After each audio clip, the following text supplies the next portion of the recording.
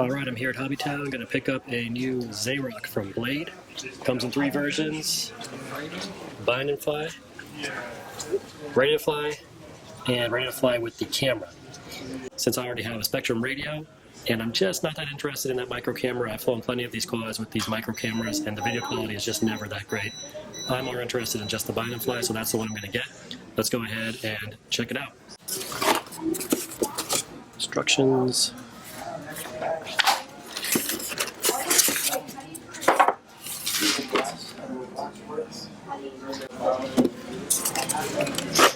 There it is.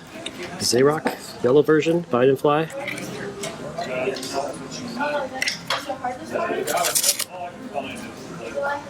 This is a very long battery. Single cell 750 milliamp with the JST connector. Set of extra props and Phillips, and looks like you get a USB charger. USB charger. That's everything in the Bind and Fly box. Radio setup for the Bind and Fly. Took about 5 minutes to set up the radio. On the DX18 you have your flight modes on the B switch, so that's stability, stagility, and agility. Flip button is on the bind button, so press it once for one flip, hold it down for continuous flips, and then you have your dual rates on the F switch over here. So this thing is basically just a big plastic shell, and you've got this landing gear which is screwed in place. I think that would come off pretty easily if you wanted. But all plastic frame here. But it's pretty light. No battery in it yet, but it still feels like a pretty light quad. And the motor pods are fully encased. Can't even see the motors. And you have some little vents there. So pretty sleek looking little quadcopter. Always good to know that your quadcopter has passed quality control. QC13, thank you.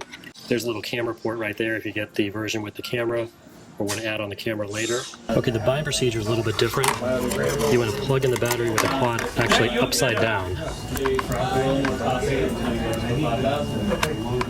And then wait for some rapid flashing lights. Then place it right side up. And then bind it with your radio. There it goes. So you gotta start upside down, a little bit different.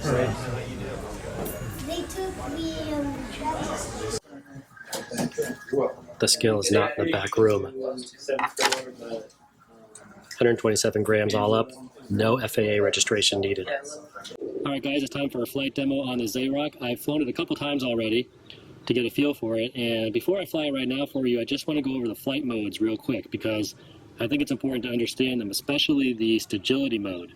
In the stability mode, it's pretty straightforward, limited bank angle, self-leveling, very stable, very easy to fly. It's a very good beginner mode. You can actually get the quad going fairly quick. It's not super fast, but you can get it moving, and it's very stable. So I really like that as a beginner mode. The stagility mode is a little bit different. It's got self-leveling. If you let go of the sticks, the quad will self-level.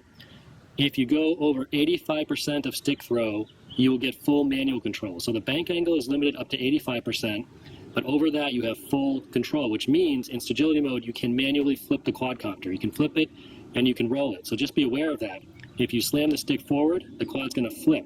If you slam it to the side, it's going to roll. And if you're not aware of that, you may find yourself thinking, what's going on? So stagility mode, bank angle limited to 85%. After that, you have full manual control. You still have self-leveling. It's sort of like a horizon mode with a racing quad. So just keep that in mind.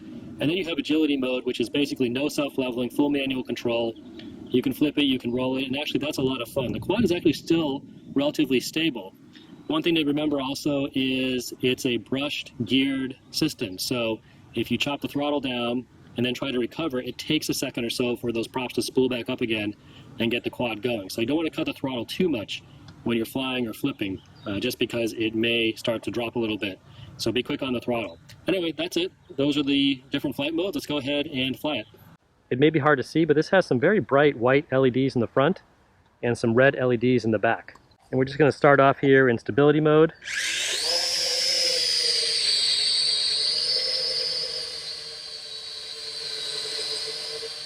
Very stable, very easy.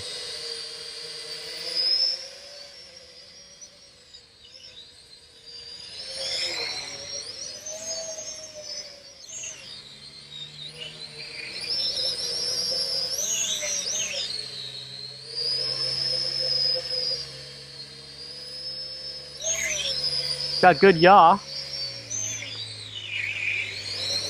And then we bring it here.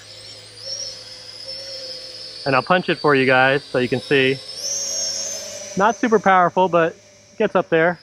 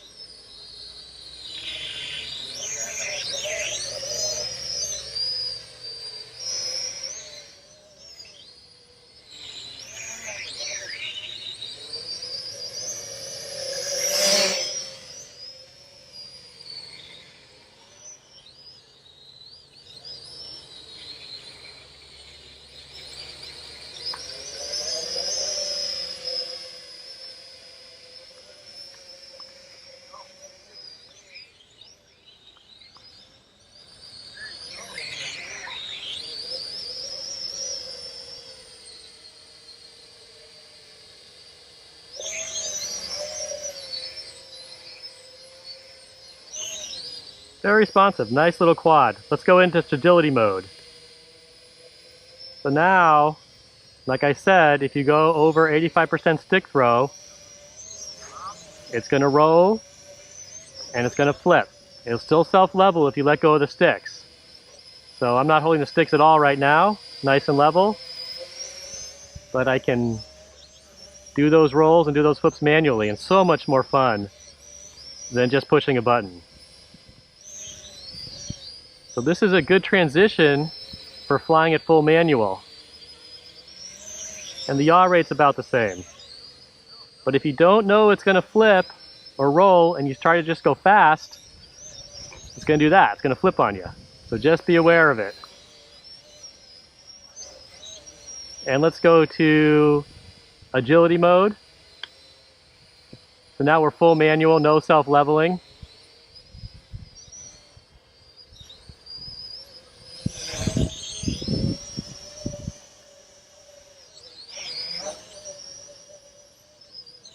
And it's still a pretty stable quad, even full manual.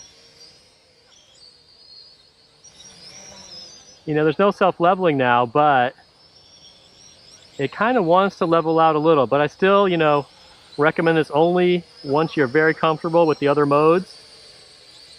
See, this is full manual right now. It's still easy to hover it. Still a very stable quad. Probably losing a little of the punch already. And you can definitely get it flying faster.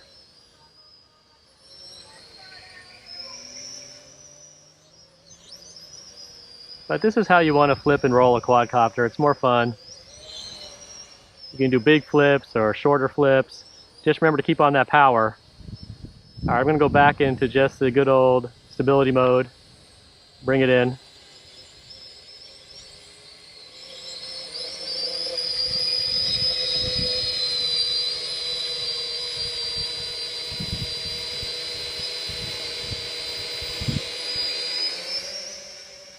Yeah, you won't get much more stable than that with a quad like this.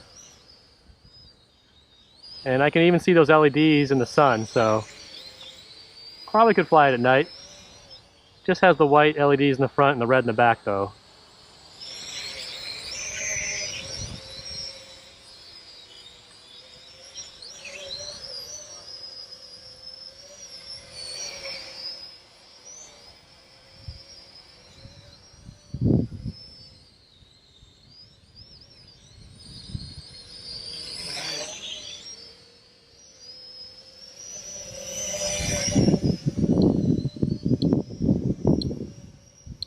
Five minutes.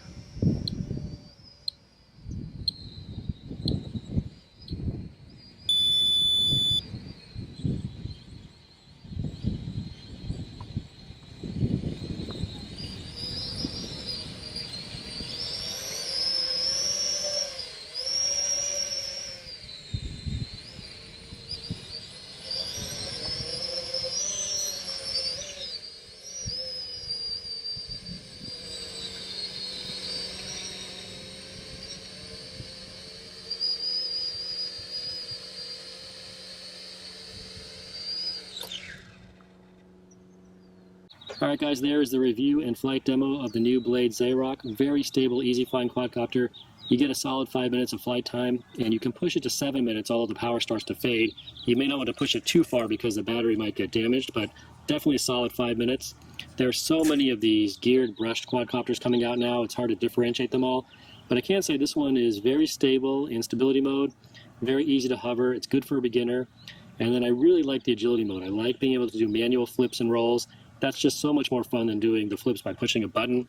It's just much better to fly the quad yourself, I think. It's just more fun. So it's got a good range to it. You know, if you're a beginner, I think you'll like the stability mode. If you're used to flying quadcopters, the agility mode will be fun. It's not super powerful. Again, a geared brushed system, but for the price, that's about what you get.